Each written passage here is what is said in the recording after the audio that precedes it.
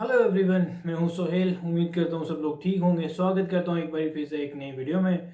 तो जी, India versus England चौथा test match Manchester, चौथे दिन का खेल खत्म होने के बाद मैच कुछ ऐसे मोड़ पे आके रुका हुआ है कि यहाँ पे ना सिर्फ दो नतीजे निकल सकते हैं।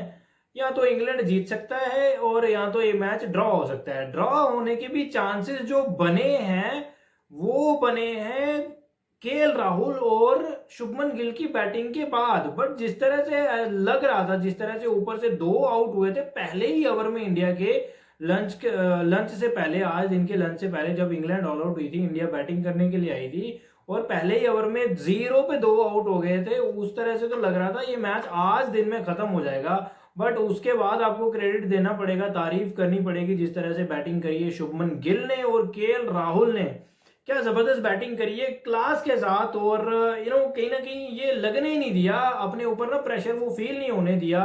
फील नहीं किया वो प्रेशर कि हम मैच में कहीं नीचे हैं या कुछ ऐसा है। अब यहाँ से रिजल्ट क्या आ सकता है? अभी भी इंडिया 137 रन पीछे। 137 रन करने के लिए इंडिया को कम से कम कल लंच का भी जो सत्र है वो पहला वाला सेशन खेलना पड़ेगा और दूसरा कम से कम आधा सेशन इंडिया को लगेगा ये लीड उतारने में। तो उसके बाद फिर कितना टारगेट देंगे, क्या होगा क्या नहीं होगा, यहाँ पे मैच बचाना ज्यादा इम्पोर्टेंट है, ना कि ये जीतने के लिए जाना। और जीतने के लिए जाना यहाँ से कोई चांस बन नहीं रहा इंडिया का। और दूसरा जो चीज है वो यहाँ पे इंग्लैंड जीत सकती है। अगर इंग्लैंड ने इंडिया के कल 8 विकेट जो बाकी हैं वो ले लिए तो इंग्लैंड यहाँ पे जीत सकती है। वही हम यही बात कर रहे थे कल के दिन में भी कि इंग्लैंड लीड अगर देता है 225 के आसपास, 230 के आसपास, फिर जाके इंडिया के पास जो है वो कहीं ना कहीं थोड़ा बहुत चांस हो सकता है। वो भी तेज बैटिंग करे इंडिया आके, पहले तो वो लीड उतारें, उसके बाद 200-250 का टारगेट दें। लास्ट सेशन से पहले टी से पहले 1 घंटा दें खेलने के लिए कम से कम दोनों ही टीम्स के बाद, थोड़ा बहुत चांस रहे मैच में रिजल्ट प्रोड्यूस करने का। बट वैसा कुछ हुआ नहीं। जब आज इंग्लैंड बैटिंग करने के लिए आई है, 225 की लीड नहीं, 186 की लीड तो पहले ही थी, फिर टोटल कुल मिला के 311 की लीड कर दी यार। आज हमारी बैटिंग बॉलिंग बिल्कुल बेरंग नजर आई। लास्ट के जो 3 विकेट से वो भी 125 रन बना के चले गए। बेन स्टोक्स ने सेंचुरी करी है। बेन स्टोक्स ने 141 रन किए हैं 2023 के बाद। 2023 की एशेज में उसने लास्ट सेंचुरी करी थी और उसके बाद आज लगभग 2 साल के बाद उसने आज सेंचुरी करी है मैनचेस्टर में। तो with the ball, with the bat और एज ए कैप्टन बहुत अच्छा रहा है बेन स्टोक्स। उसके बाद जो है नीचे ब्राइडन कार्स ने 47 किए थे बड़े ही तेज 54 बॉल्स में। और लियम डॉसन उनके साथ जो कल बल्लेबाजी कर रहे थे उन्होंने 26 रन बना के आज पहले ही सेशन में आउट हुए थे। तो आज इंग्लैंड ने जो है वो तेज बैटिंग करी है। लंच से बिल्कुल 1 ओवर पहले जो है 1-2 ओवर्स पहले जो है इंडिया की टीम को उन्होंने सॉरी इंग्लैंड को ऑल आउट हुई और फिर इंडिया बैटिंग करने के लिए आई है। तो यहाँ पे जो है मैच कुछ ऐसे कंडीशन लग रही है मैच की यार, या तो इंग्लैंड जीत सकती है या तो ये मैच ड्रॉ हो सकता है। बाकी इंडिया के जीतने के चांसेस यहाँ पे ना के बराबर हैं, आप इम्पॉसिबल कह लीजिए। ड्रॉ अगर करना है इंडिया को तो कल पूरा दिन बैटिंग करनी पड़ेगी और कर सकते हैं अगर केएल राहुल और शुभमन गिल अगर कल का 1.5 सेशन निकाल जाते हैं, उसके बाद कहीं ना कहीं चांस बन जाएगा। और बैटिंग करना आसान लग रहा है इस पिच पे यार, कोई उतना ज्यादा मुश्किल है नहीं है जिस तरह से मुश्किल पहले दिन में था। जिस तरह से पहले दिन विकेट खेला था ना, as compare to first day, बाकी के 3 दिन बैटिंग के लिए बड़े आसान नजर आए हैं। वो हमने इंग्लैंड की बैटिंग में भी देखा, आज हमने इंडिया की बैटिंग में भी देखा। वो आप शुरू का 1 ओवर छोड़ दीजिए जिसमें कि खैर यशस्वी जायसवाल को तो बॉल बहुत अच्छा बॉल पड़ गया था। बाकी जो साई सुदर्शन वाला बॉल था वो तो साई सुदर्शन ने एक तरह से विकेट फेंका है, या तो शॉट मार लेता या तो छोड़ देता बॉल, दोनों में से एक चीज हो सकती थी। तो उसने बॉल छोड़ा भी नहीं और शॉट भी नहीं मारा, बॉल को खेल के उसको छोड़ने की कोशिश की, फिर वो एच निकला, हैरी ब्रुक ने कैच किया स्लिप पे। तो मैच का जैसे मैंने बोला, मैच मेरी समझ के अनुसार यहाँ पे खड़ा है कि यहाँ तो ये मैच ड्रॉ हो सकता है अगर इंडिया कल पूरा दिन खेल लेती है।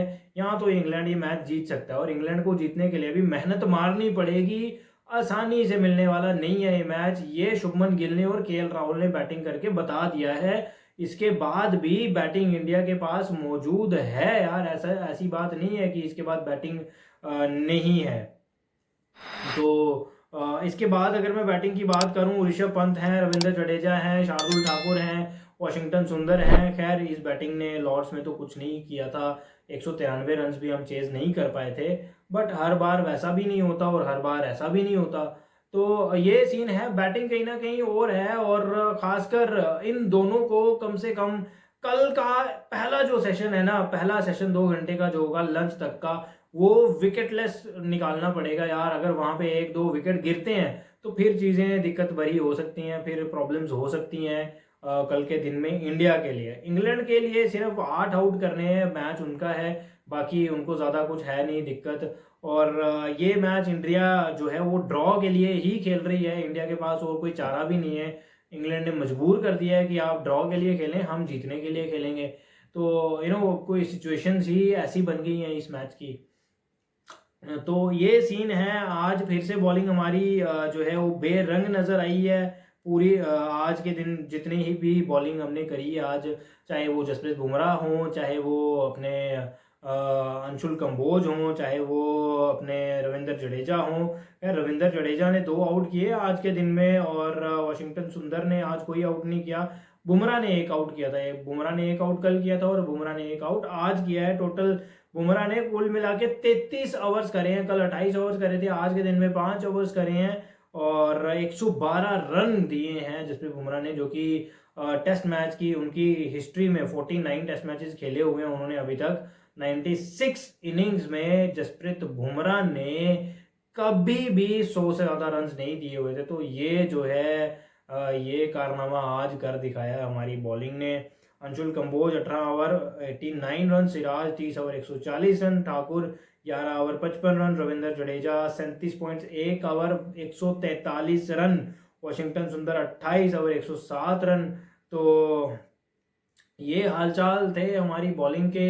इंग्लैंड की बैटिंग की अगर मैं बात करूं तो यार बेन स्टोक्स की बहुत तारीफ करनी पड़ेगी, जिस तरह से उसने बैटिंग करी है आज।